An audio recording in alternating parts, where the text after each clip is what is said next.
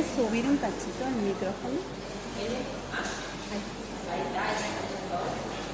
Está muy bajo.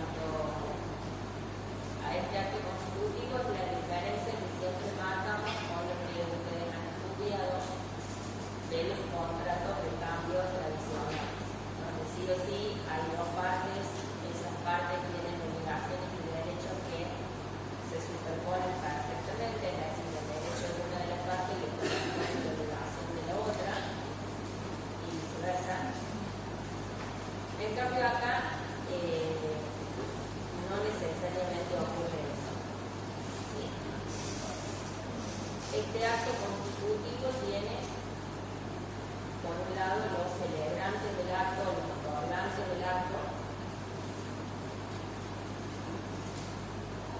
y por el otro lado está la principal finalidad que tiene ese acto, que es la generación de un nuevo sujeto de derecho o una nueva persona jurídica, que es la sociedad civil. Entonces, ese acto no solamente regula, para el caso de que fueran varias partes, las celebrantes, no solamente regula los derechos de esas partes entre sí, sino de esas partes para con la sociedad y los de la sociedad para con ellos. ¿Sí? ¿Están traduciendo? Bueno. La Ley General de Sociedades empieza a tratar todas las cuestiones relativas al acto constitutivo de sociedad, un poco mezclado con qué? Con el procedimiento individual.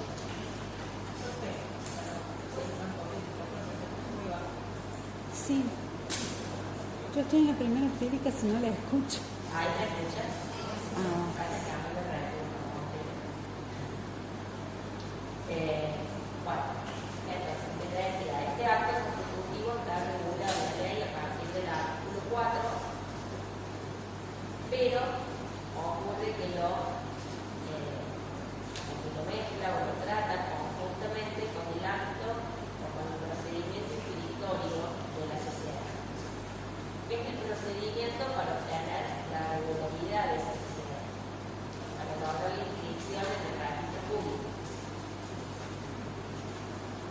Pero bueno, vamos a empezar a organizar un poco cuáles son aquellos artículos que hacen el acto constitutivo y cuáles son los que tienen que ver con el procedimiento inscripción.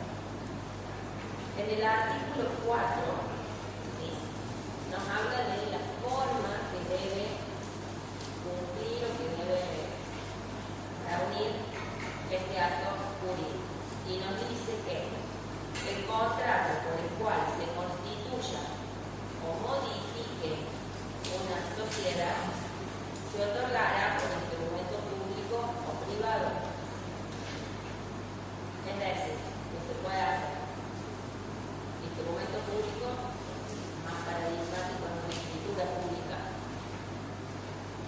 Entonces se puede hacer por escritura pública o por un contrato celebrado entre las partes de forma privada. Y lo que sí nos va a hacer falta en ese caso para cumplimentar con el procedimiento inscriptorio es que esas firmas estén certificadas por el instituto.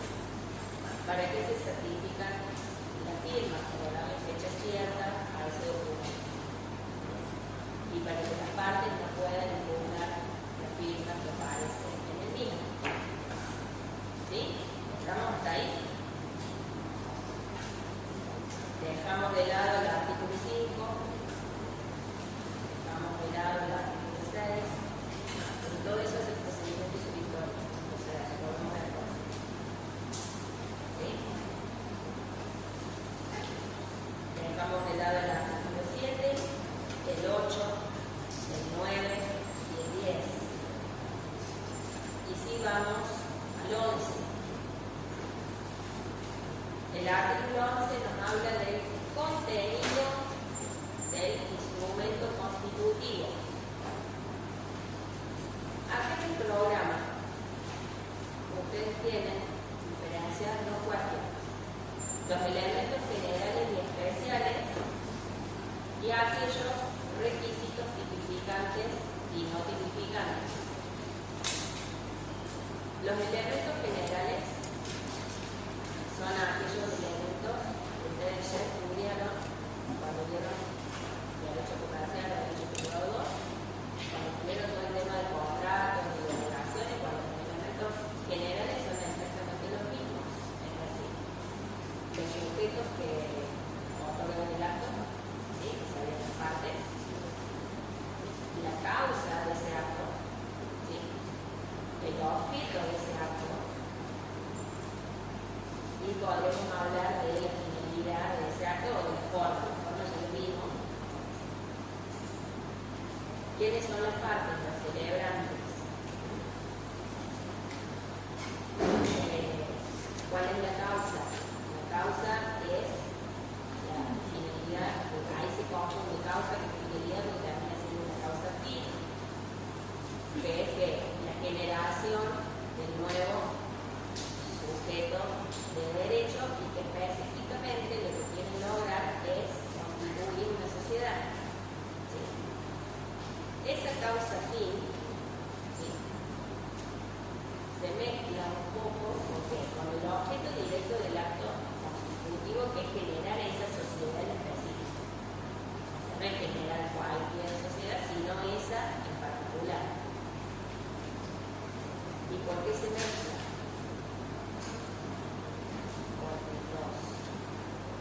Firmante que quiere generar el nuevo sujeto de derecho. ¿Para qué? Para obtener los efectos directos de haber generado una nueva persona jurídica. ¿Entiendas? La división patrimonial, ¿sí?, la personalidad diferenciada, o sea, ya no es ese grupo de gente que se vincula colectivamente con un tercero, sino que es la sociedad la que se vincula con un tercero. ¿Sí? Y la finalidad de todo eso, como estamos dentro del ámbito del derecho privado, genéricamente y más específicamente del derecho societario, bueno, hay una finalidad de participar de las ganancias y soportar las pérdidas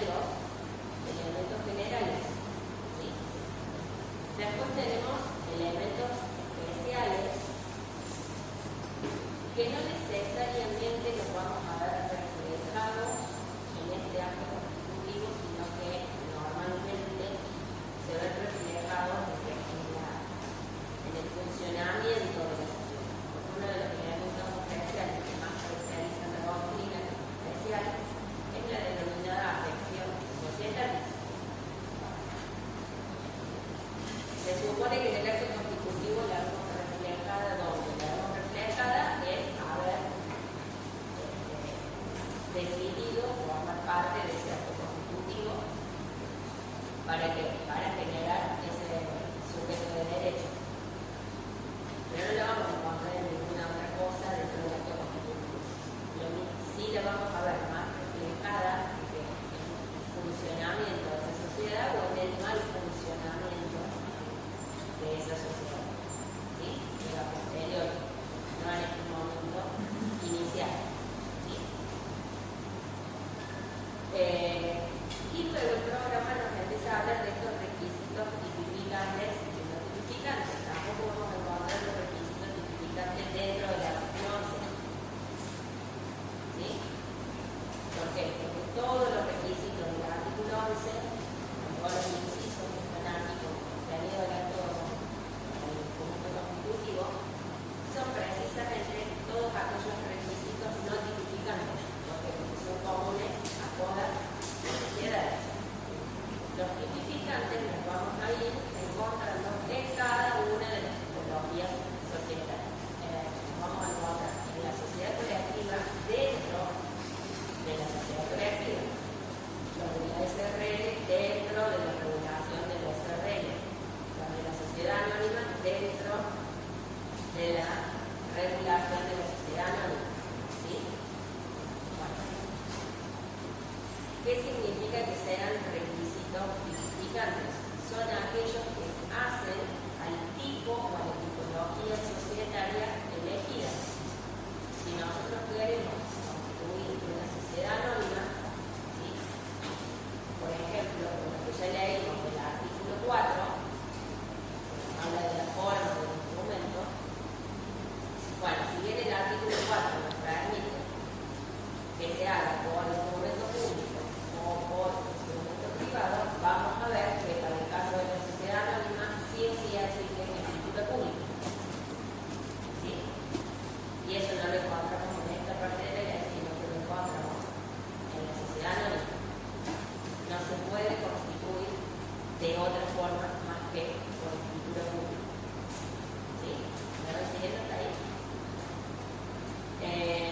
Por ejemplo, en la SRL, cuando tenemos que establecer los distintos órganos que componen la sociedad, vamos a ver que el órgano de administración necesariamente debe ser denominado gerencia. ¿Sí? No le podemos poner órgano de administración, tiene que ser gerencia.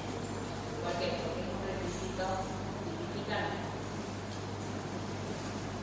Es decir, todos los requisitos tipificantes son aquellos que nos hacen visualizar rápidamente que esa sociedad que se pretende constituir, a que debe constituir, cumple con la tipología preestablecida por la ley. ¿Se entiende hasta acá? Bien. Y entonces, ahora sí, vamos a analizar este artículo 11. Que se dice, el instrumento de constitución debe contener, sin perjuicio de lo establecido para ciertos tipos de sociedad. Esto es lo que nos da la pauta de que no solamente tenemos que cumplir con el artículo 11, sino con todo aquello que regula la tipología societaria que queremos adoptar. ¿Sí? Tenemos que ir a complementar este 11 con eso para lograr el instrumento completo y que entonces nuestro transitar, nuestro procedimiento inquisitorio sea lo más sencillo y lo más rápido posible. ¿Y qué es lo que tenemos que identificar? En primer lugar, nos pide el nombre, edad, estado civil, nacionalidad, profesión, domicilio y número de documento de identidad de los socios. Así sea el socio único. ¿Para qué pide todo esto? Pide todo esto en primer lugar para lograr identificar quién efectivamente es el socio. En segundo lugar, pide, por ejemplo, el tema del estado civil para saber si aquellos bienes que aporte a la sociedad los puede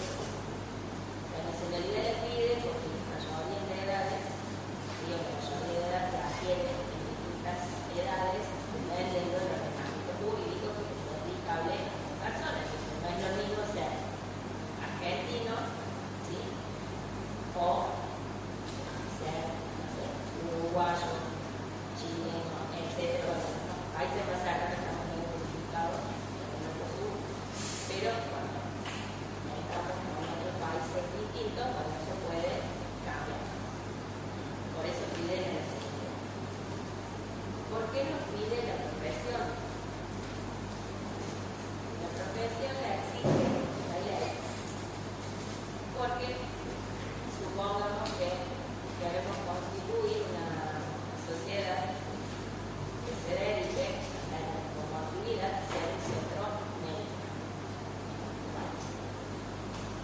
Más allá de que esa sociedad, por supuesto, que va a necesitar administrador de empresa, que va a necesitar contador, que va a necesitar abogado, pero probablemente no lo necesiten que haya socios, sino que lo necesiten que haya empleados. Entonces, tal vez la profesión sea la manera de establecer algún requisito de ingreso a esa sociedad en calidad de socio. ¿Sí? Entonces podemos organizarla de manera tal que el socio, llamémosle fundador, o los socios fundadores sean quienes determinen con algún criterio objetivo, ¿no? Ya establecido que requieren una determinada profesión para poder adquirir la calidad de socio en esa sociedad. También nos ocurre mucho con las sociedades que albergan estudios contables, estudios jurídicos contables y estudios de diferentes profesiones independientes. Es una manera de cerrar un poco la sociedad así que iniciamos.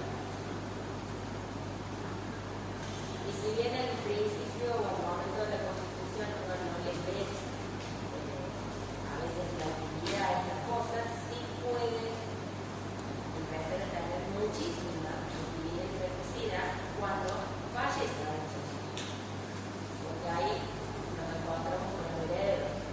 Y también los herederos se dedican a cualquier cosa menos a lo que hizo alguno de ellos, o su papá o su mamá. ¿Sí?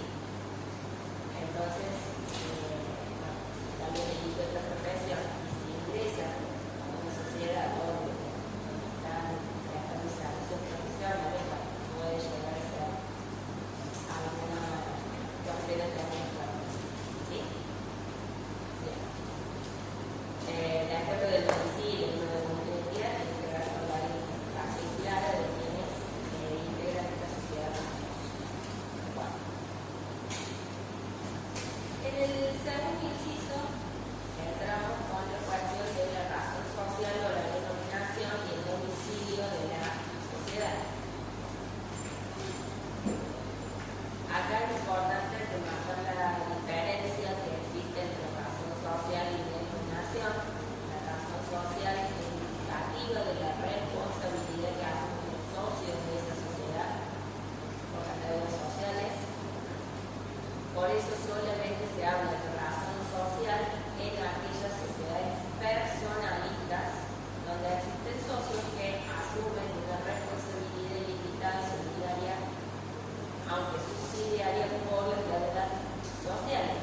Las sociedades anónimas de las SRL no pueden tener razón social, lo que tienen es una denominación social.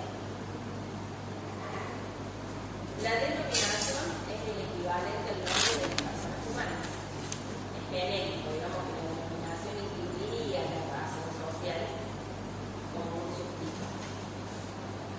Esta denominación puede ser subjetiva, es decir, cuando se incorpora el nombre o nombres de algunos o algunos de los socios. O puede ser objetiva cuando adopta un nombre o una denominación de fantasía, ¿sí? Que puede ser una palabra genérica o un grupo de siglas, que se explica mucho, para identificar a esa sociedad. En cuanto al domicilio de la sociedad, acá hablamos de operaciones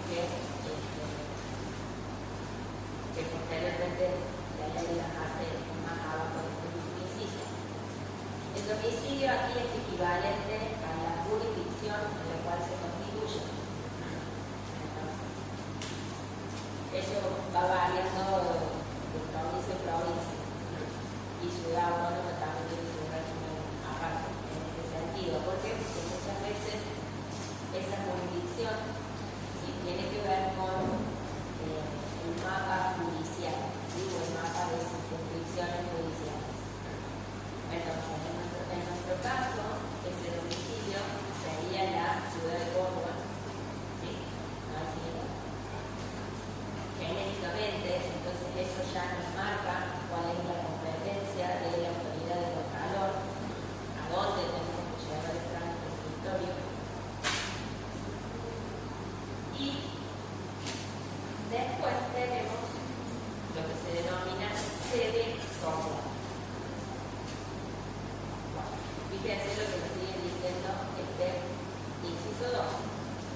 en el contrato constante solamente el domicilio, la dirección de su sede debe inscribirse mediante petición por separado suscrita por el órgano de administración y se tendrán por válidas y vinculantes para la sociedad todas las notificaciones efectuadas en la sede inscrita.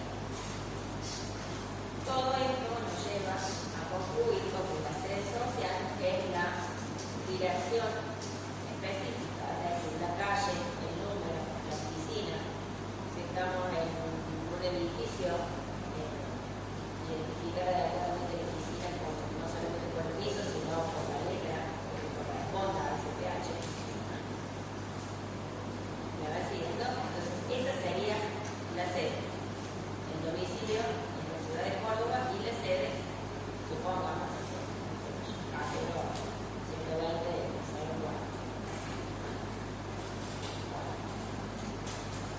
sobre este punto, recuerden utilizar las nuevas disposiciones del Código Civil Comercial en la parte general de personas jurídicas, donde ya hay una habla de algo que se venía haciendo, digamos, de manera jurisprudencial. Es decir, que cuando la sociedad tiene varios establecimientos, es como que se tiene como domicilios especiales en cada uno de esos establecimientos para que los personas puedan iniciar sus acciones, problemas que tengan con la sociedad en esa jurisdicción específica y no tengan que ir a la sede inscrita.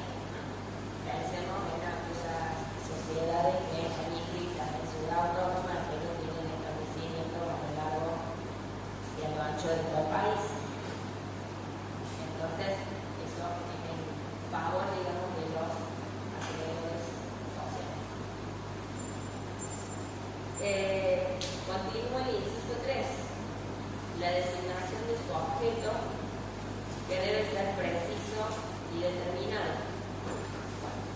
Acá sí tenemos que marcar la diferencia con lo que vimos antes del reglamento general. El objeto del acto constitutivo es la generación del nuevo sujeto de derecho. El objeto social, ¿sí?, es a lo que se va a dedicar la sociedad. Hay múltiples modelos de acto constitutivo que hacen específicamente la descripción del objeto social. Doctrinariamente se hace como el esfuerzo de tratar de decir esto es el objeto social y diferenciarlo de la actividad, pero se hace bastante complejo a la hora de redactarlo. La única recomendación que yo les puedo dar es, fuera de tener la actividad de un trato que marca los distintos manuales sobre este punto, buscar en internet modelos, ¿sí?, modelos de contratos de sociedad, modelos de contratos constitutivos. Acá es como que no hay una regla que nos deje, o una receta mágica que nos deje satisfechos para saber si está bien o mal redactado ese objeto social de esta cláusula en particular. ¿Sí? ¿Por qué? Porque se empieza a hacer una mezcla entre lo que cuando estamos hablando de otra organización, si seguimos lo que dice la doctrina respecto de la definición del objeto social, que es la necesidad de actividad principal que va a desarrollar o a lo que se va a dedicar, tendría que ser la intermediación entre la oferta y la demanda de servicios de salud. Lo queremos hacer más específico de la cartera de servicios de salud, no sé, oftalmológico, ¿sí?, como para que quede más beneficio. Bien, eso podría ser una reacción de objeto social, ¿sí? Probablemente cuando iniciemos el trámite inscriptorio o cuando busquemos esos modelos de acto constitutivo, vamos a ver que eso a veces suena como poco o que las cláusulas que usualmente se utilizan son como bastante más largas. ¿Sí? Y entonces empiezan a decir que en ese sentido va a desarrollar también investigación médica y que va a hacer esto y que va a hacer aquello. Y ahí se empieza a mezclar actividad y también se empiezan a mezclar actos que por allí sí o sí se deben incluir dentro de la objeto social por requerimiento de diversas autoridades de investigación. Por ejemplo, cuando yo les hablo de esto de la visión de salud, bueno, hay algunos que específicamente requieren, algunas instituciones de contralor, que requieren que puedan, no sé, por ejemplo, acorde de un administrador en esa sociedad pueda celebrar acuerdos laborales con los empleados cuando están en un proceso judicial. Y entonces hay que excluirlo con una exigencia, digamos, de la realidad esperante en determinado momento. ¿Sí? No porque técnicamente correspondería incluirlo. ¿Se va siguiendo? Lo mismo ocurre cuando hablamos de todo lo que son títulos válidos, cheque, pagaré, etc. Bueno, esto hace del año que se metió la ley de sociedades que necesariamente es incluir una cláusula dentro del objeto de que pueden firmar o emitir cheques y intercambio, pagaré, etc. Digo, esa es la complejidad que está incluida en esto, que parece como no existe como lo repite y parece divertida. Igual, la práctica no es tan sencilla. ¿Estamos en eso? Bien. Pasamos a 4. El 4 es el que nos habla del capital social, que deberá ser expresado en moneda argentina y la mención del aporte de cada socio. Es decir, que hay que identificar lo que aporta cada uno de ellos. En el caso de las sociedades unipersonales, el capital deberá ser integrado totalmente en el acto constitutivo. Bueno.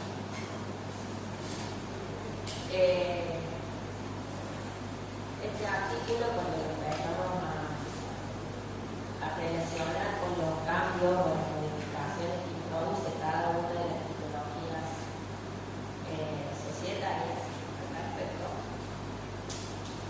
parece como esas cuestiones que no sabemos que primero si huevo de gallina y poco igual. Porque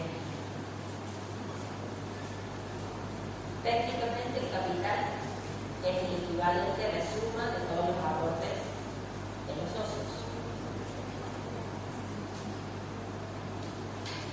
Y en teoría a cada socio le corresponde una participación dentro de la sociedad equivalente al aporte que ha hecho.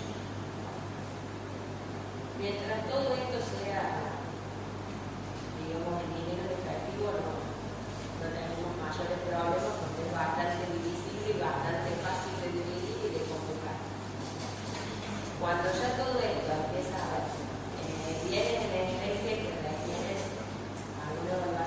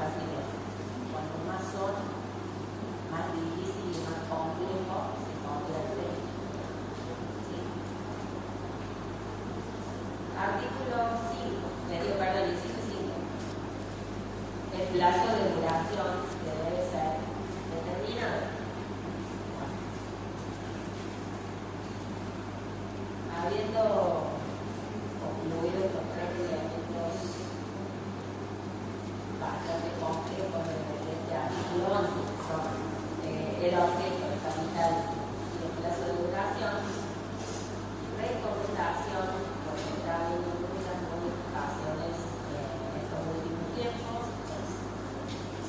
En primer lugar, ingresar a la página web de la Administración General de Justicia de la Nación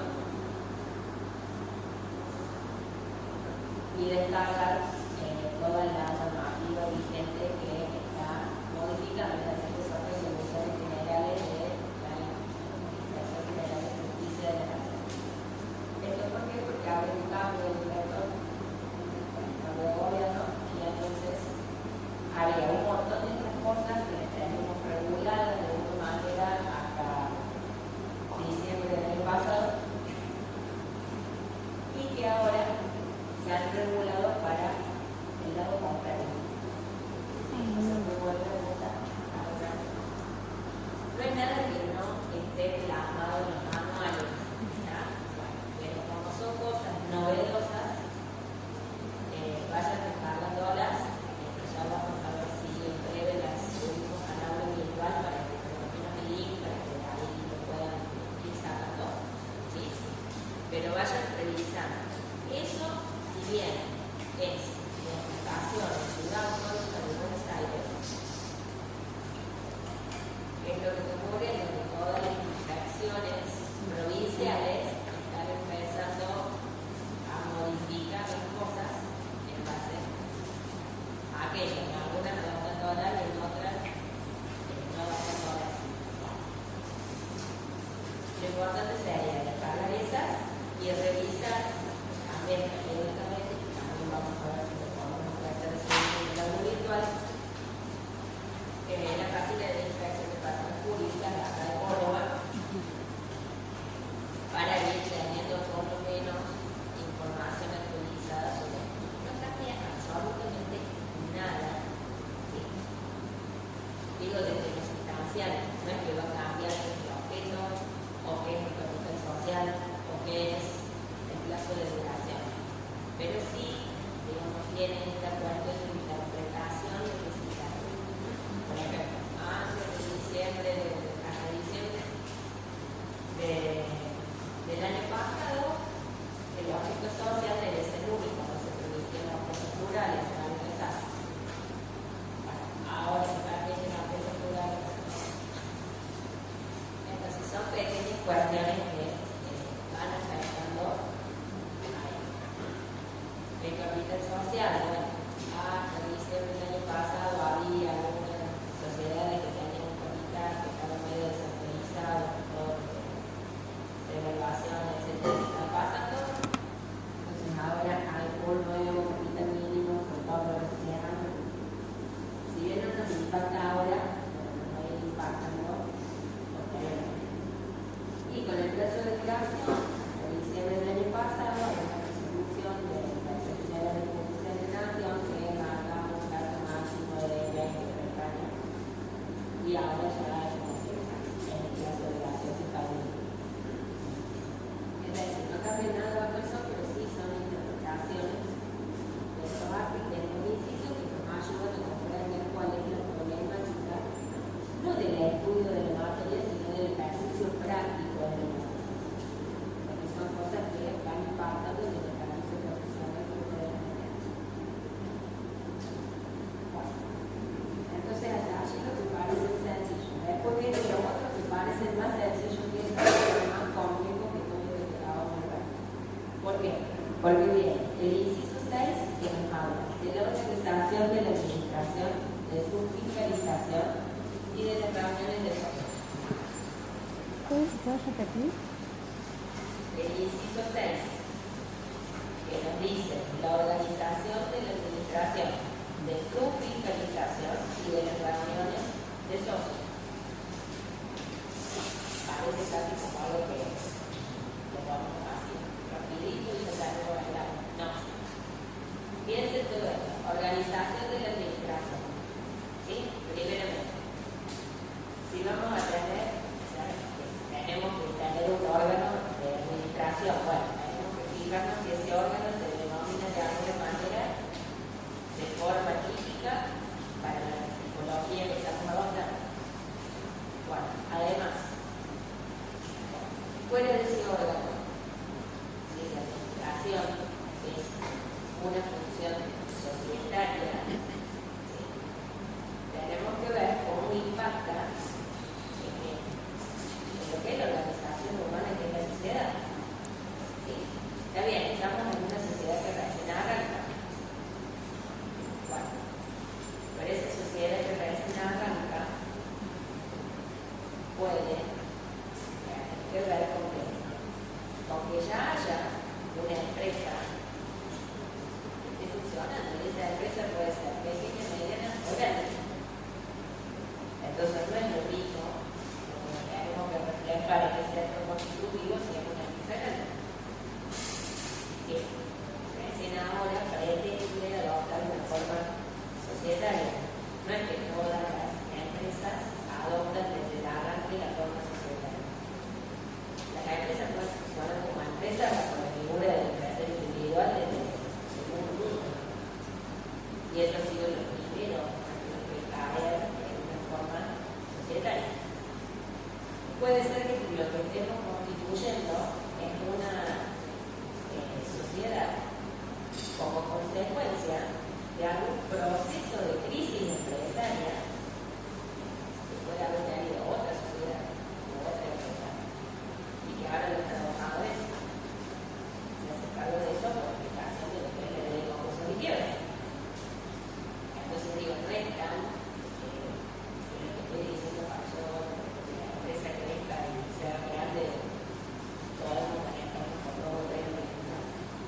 A veces hay que reflejar esa estructura ya humana que existe, ¿sí? Esa estructura administrativa que tiene la empresa dentro de esto, en qué sentido, a ver qué actos se pueden delegar, qué actos no, qué actos requieren autorizaciones internas o no, si eso lo vamos a hacer dentro del acto constitutivo o lo vamos a hacer como parte del estatuto o como parte del reglamento de la sociedad, ¿sí? O sea que esto que estamos parece poquito es lo que está en el meollo de la cuestión de la sociedad.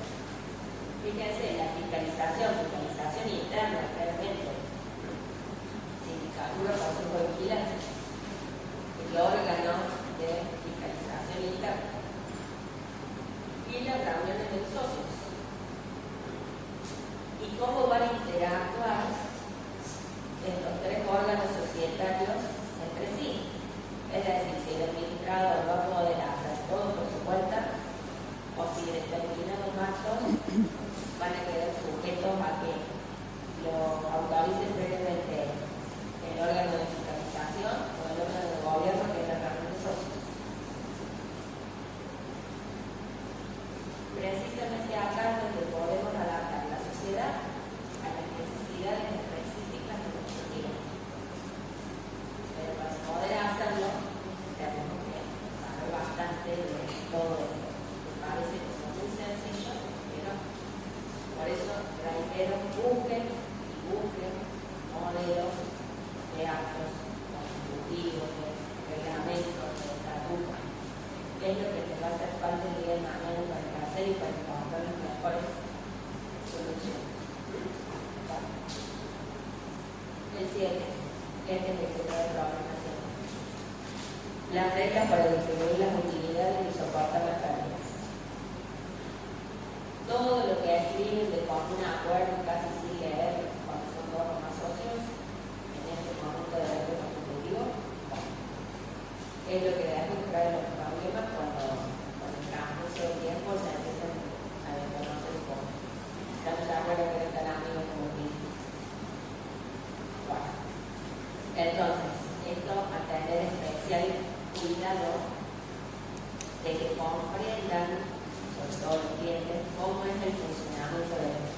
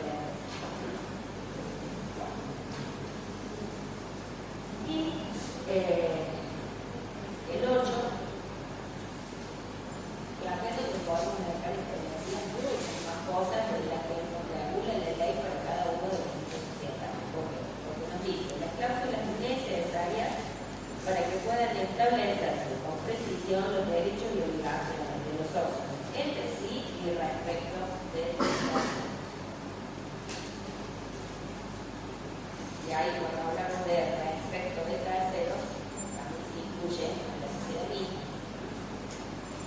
Ya vimos que tenemos que identificar el aporte, claramente ese aporte es la principal obligación que tiene el socio para la sociedad. Y a la vez, el principal derecho que tiene la sociedad contra el socio.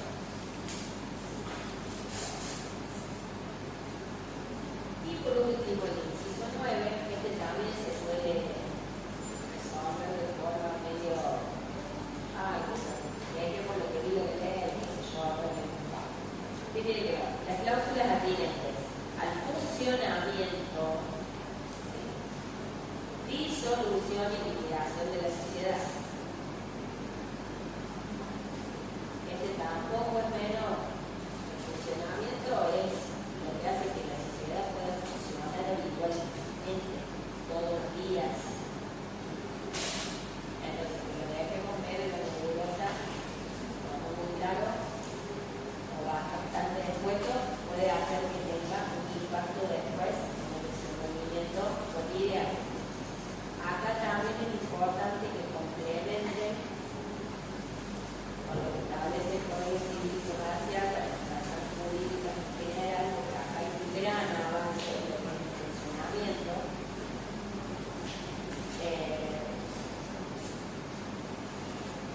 No sé cuánto apoyo de los que tendré en este punto, pero para lo que establece el Código Civil Comercial, esa parte del funcionamiento de la relación jurídica, podríamos decir que se está introduciendo en el ordenamiento jurídico argentino todo lo que es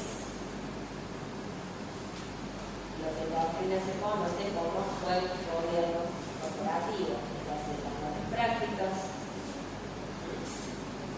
y todo lo que tenga en cuenta un gobierno corporativo, responsabilidad social empresaria, gestión de riesgo, etcétera, porque eso quedó muy claro en el Código Civil Comercial en esa parte de la persona jurídica, es decir, 141 de la ley de la Constitución hasta el 180. ¿Sí? Y allí tenemos incluso que hacer en aquellos supuestos en que no se puedan tomar decisiones dentro de la persona jurídica. Eso es un gran avance en la parte general, que se termina de alguna manera pudiendo aplicar a algunos casos de sociedades, sobre todo si lo tenemos regulado en el acto constitutivo, por imperio del artículo 150 del Código Civil, que articula estos dos regímenes. Pero bueno, ahí sí ha habido un avance en cuanto a la modificación de lo que marca la ley general de sociedad. Bueno. Y después todo lo relativo a la disolución y liquidación de la sociedad. Como ya vamos a estudiar con ese apartado dentro de la ley general, se pueden establecer causales de disolución distintas a las que prevé la ley. Entonces allí también el tenerlo ¿sí? ¿Estamos hasta allí? Dejamos en stand-by el artículo 12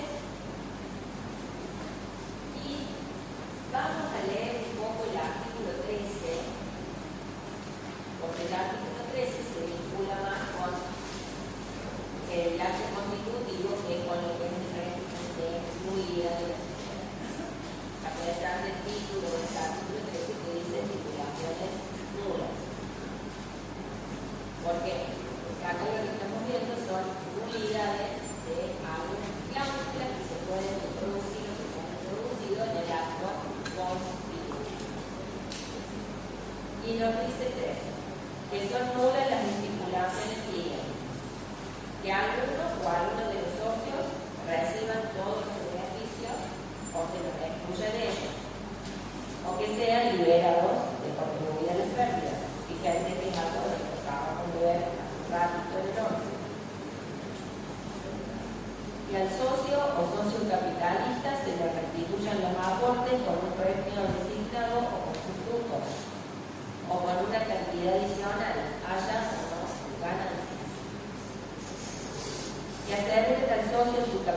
con las ganancias eventuales. Que la totalidad de las ganancias y aún de las prestaciones a la sociedad pertenezcan al socio o socios sobrevivientes, es decir, cuando fallece algún socio. Que permitan la determinación de un precio para la adquisición de la parte de un socio por otro, que se aparte notablemente de su valor real al tiempo de hacerla efectiva. Bueno, si ustedes se fijan en este artículo 13, lo que establece son básicamente aquellas cláusulas denominadas leoninas, es decir, son todas cláusulas totalmente abusivas en lo que es un contrato que se celebra de buena fe y en libertad de acción de cada uno que suscribe en ese contrato. Yo prefiero vincularla con el artículo 11 porque precisamente en el artículo 11 vamos a estudiar qué es lo que tenemos que regular, entonces lo tenemos en cuenta para no incurrir en esas unidades, más allá que la mayoría de los autores que incluyen dentro de lo que es nulidad. ¿Sí? Hasta ahí me voy siguiendo con esto. Entonces, vamos a ver, ya que vimos el acto constitutivo, vamos a ver el procedimiento escritorio. Ya esto es mucho más sencillo, es armarse una línea de tiempo. Son los pasos que hay que ir cumplimentando para obtener la famosa inscripción registral. ¿Sí? Entonces, nos vamos al artículo 5. El artículo 5 nos dice que el acto constitutivo, su modificación, es decir, cualquier modificación que sufre ese acto constitutivo,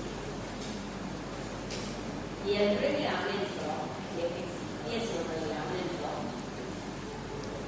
se inscribirán en el registro público de domicilio social y en el registro que corresponda al asiento de cada sucursal, incluyendo la dirección donde se instala a los fines del artículo 11, inciso 2, es decir, dentro de la sede social. La inscripción se dispondrá previa ratificación de los otorgantes, excepto cuando se extienda por un documento público o las firmas sean autenticadas por el escribano público u otro funcionario competente. Por eso que cuando se celebre estas cosas en el mundo privado, notifiquen las firmas que se pone fácil, evitamos una demora para un. Nos sigue diciendo el artículo 5. Las sociedades harán constar de la documentación que de ellas emanen la dirección de su sede y los datos que identifiquen su inscripción en el registro, es decir, una vez que hayan obtenido todo. Entonces, toda papelería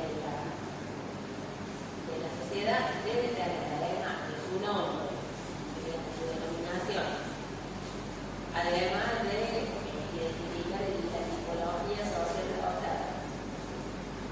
Y otra cosa, la dirección de su sede y los datos de su inscripción en el registro. ¿Esto para qué? Para hacer transparente esta cuestión frente a los terceros. El artículo 6 nos marca los plazos para la inscripción. Acá es donde se suele hacer pero bueno, vamos a ir leyendo el artículo y haciendo. Dentro de los 20 días del acto constitutivo, se presentará al registro público para su inscripción, o en su caso, a la autoridad de Contralor. El plazo para completar el trámite será de 30 días adicionales, quedando prorrogados cuando resulte excedido por el normal cumplimiento de los procedimientos. Inscripción tardía. La inscripción solicitada tardíamente o vencido el plazo complementario solo se dispone si no mediante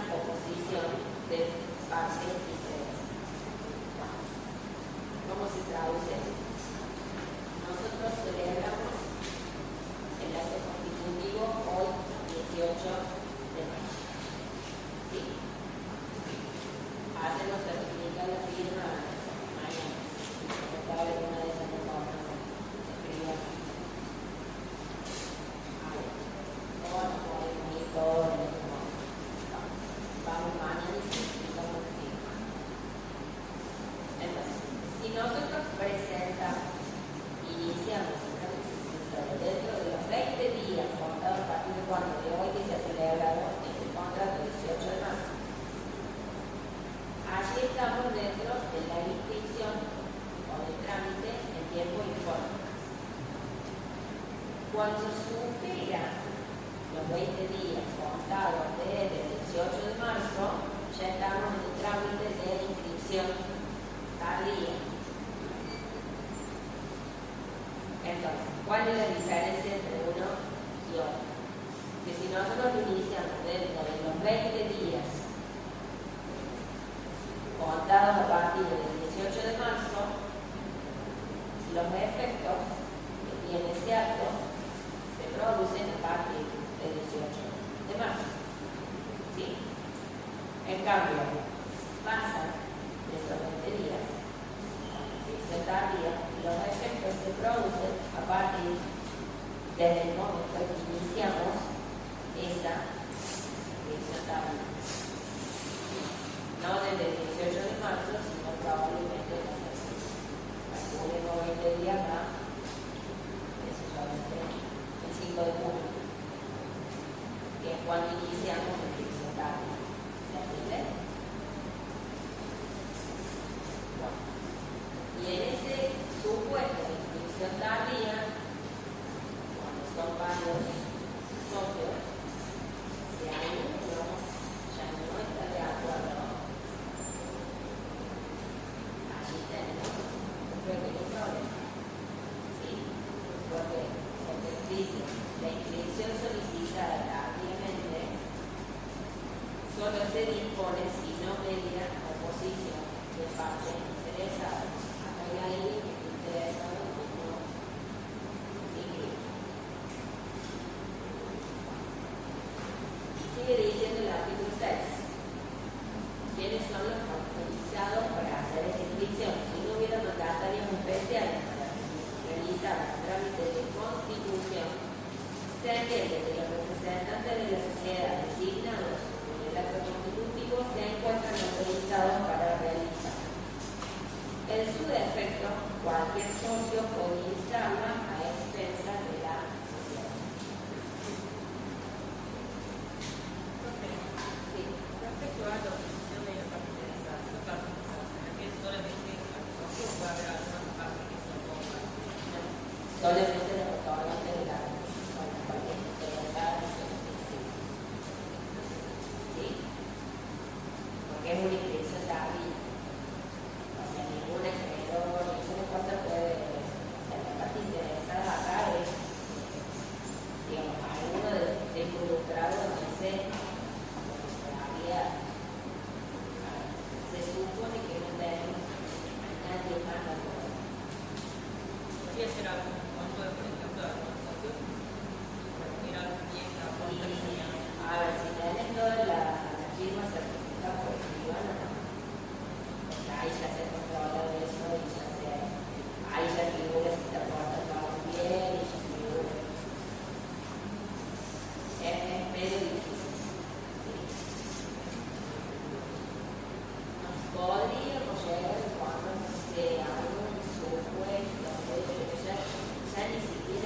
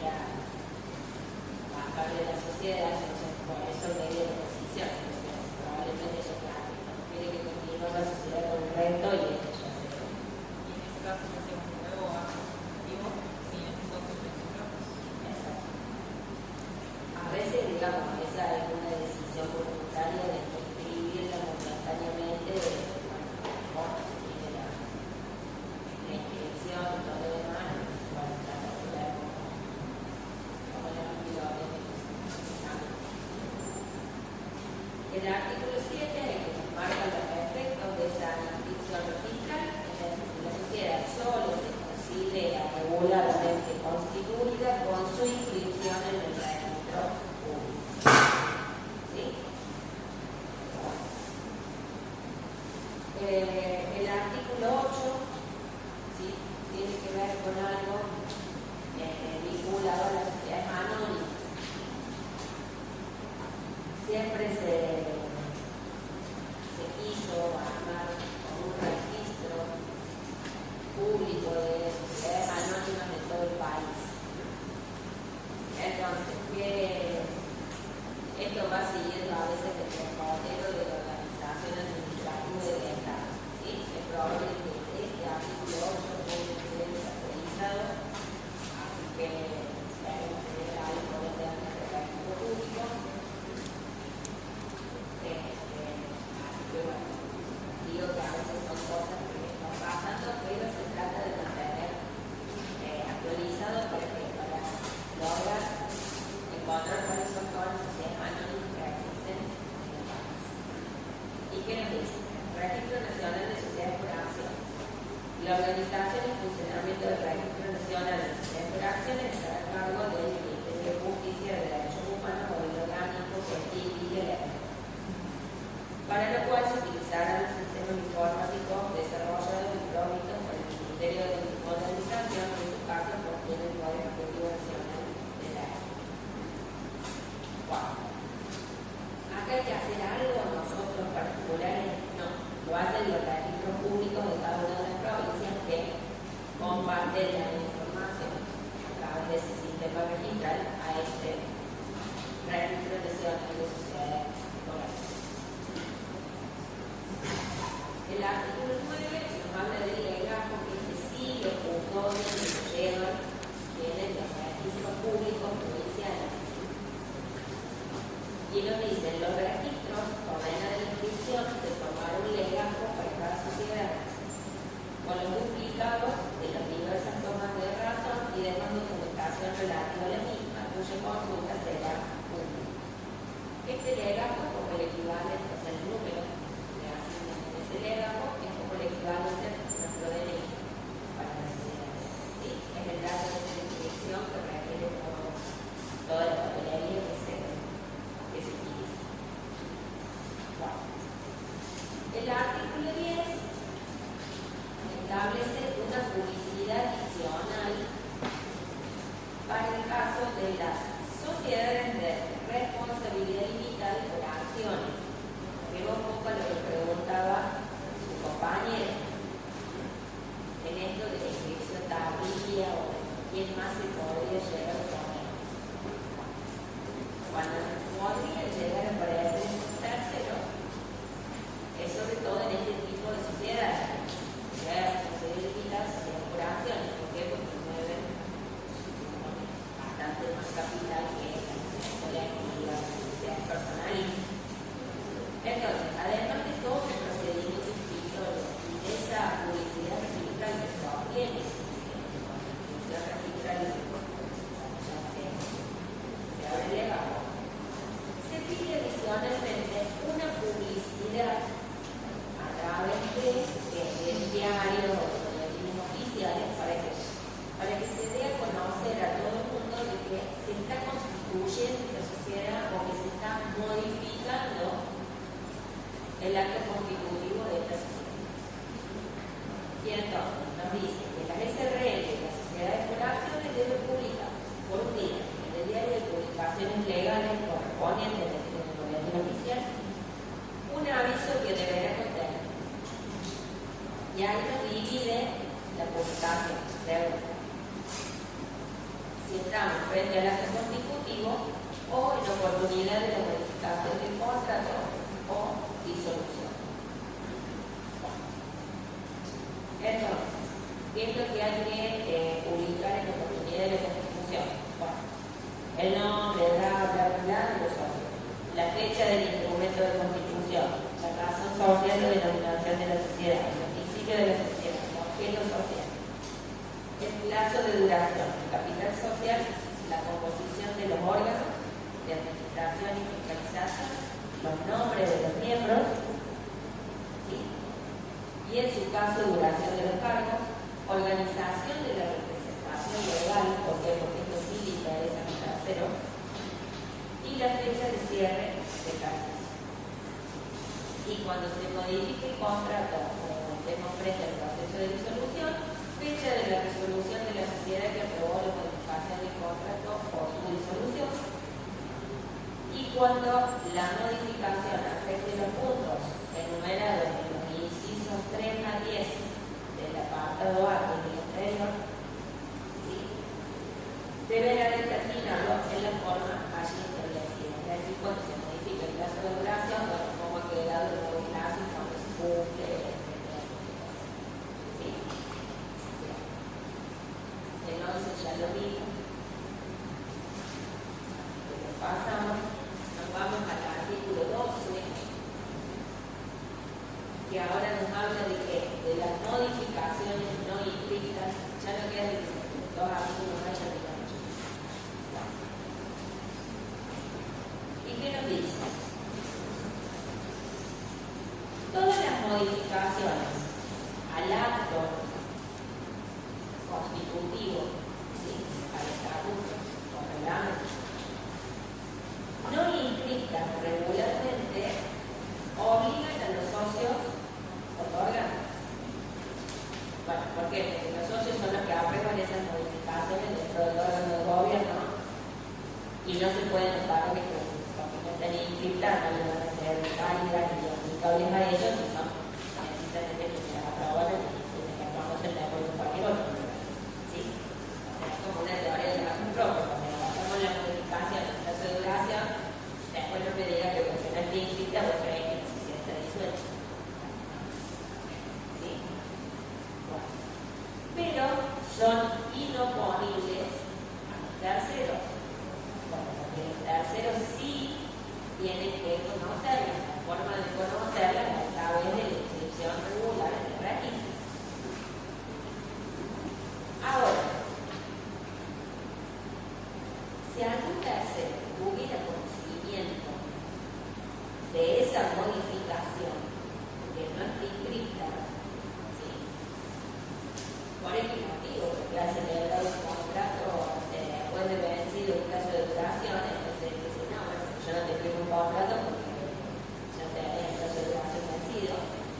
¿Y qué hace el administrador que quiere firmar ese contrato con el representante legal? Que exhibe y le da copia del acta que dispone la prórroga de la sociedad, el plazo de duración. Entonces ya tiene conocimiento y tiene acceso a esa modificación que inscrita. Bueno, entonces, ¿qué hace? Si puede alegarla en contra de la sociedad o de los socios, que después no le pagan, le dicen, no, pero la sociedad se disolvió, se llega a la registro que está inscrito, así que lo pagamos. ¿Se entiende? Salvo en las sociedades de responsabilidad limitada y las sociedades por acciones. ¿Y por qué se deja salvo eso? Porque en ese tipo de sociedades, además de cumplir con esa publicación previa, ¿sí? Entonces allí, ojo, con los terceros, que se quedan con la modificación de inscrita. ¿Sí? Porque allí ya es una falencia, no porque diga, ay, bueno, pero lo mismo, me dieron la copia de la resolución y no está inscrita, sí, porque ya hay un alegando de conocimiento del derecho, que es que tenía que publicarla en el boletín oficial previo a solicitar la inscripción, que la inscripción debe estar. O sea, acá hay un doble requerimiento, así que ojo en esos supuestos, ¿sí? El 13 ya lo vimos y nos vamos al artículo 14. El artículo 14 nos dice que cualquier publicación que se ordene sin determinación del órgano de publicidad o del número de días con que debe cumplirse, se efectuará por una sola vez en el diario de publicaciones legales de la jurisdicción que corresponde. Es decir, si durante el trámite de inscripción, ya sea en el acto constitutivo o en cualquier modificación en ese acto constitutivo, la autoridad de contralor que sigue en el trámite nos impone, sí, ordena que hagamos una publicación y no nos dice muy de dónde, ni cómo, ni por cuántos días. Esto es lo que se entiende, que lo hacemos por un día en el boletín oficial, en el diario de publicaciones legales de la jurisdicción y de los informes. ¿Sí? ¿Y esto por qué? Porque algunas sociedades, aquí en Córdoba, por ejemplo, inician su trámite inscriptorio con tribunales, ¿sí? No es un juicio, porque es la autoridad de interpretación de la ley, y otras inician su trámite inscriptorio en sede administrativa, que es a través de la Inspección General de Personas Jurídicas de Ciudad de Córdoba. Por ejemplo, las relativas inician por tribunales y después son quienes mandan a inscribir en el registro público. Ellos no funcionan como autoridad de aplicación de esa sociedad, que es la Inspección de Personas Jurídicas. Ahora, estamos constituyendo la sociedad anónima, vamos por Inspección de Personas Públicas, porque todo el trámite es administrativo, y allí la Inspección de Personas Públicas es autoridad de aplicación de la ley. Bien. Y el artículo 15, que es el último que nos queda, ya nos vamos, nos habla de que cuando en la ley se impone o autoriza la promoción de la acción judicial, esta se sustanciará por procedimiento sumario, salvo que se indique otro. Es decir, cualquier inconveniente que tengamos en el procedimiento inscriptorio, ¿sí? Tenemos que recurrir a alguna disposición que nos está aplicando la autoridad de contralor, nos vamos a regir por un procedimiento sumario. Y allí ya iremos al código de procedimientos civiles y veremos cuál es el procedimiento más sumario. ¿Sí? ¿Se entiende hasta acá?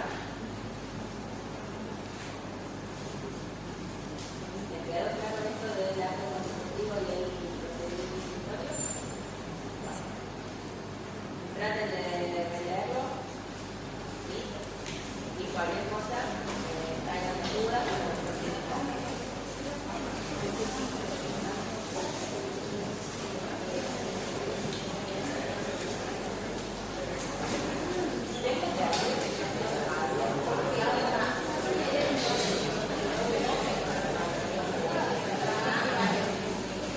Le avisamos al otro profe.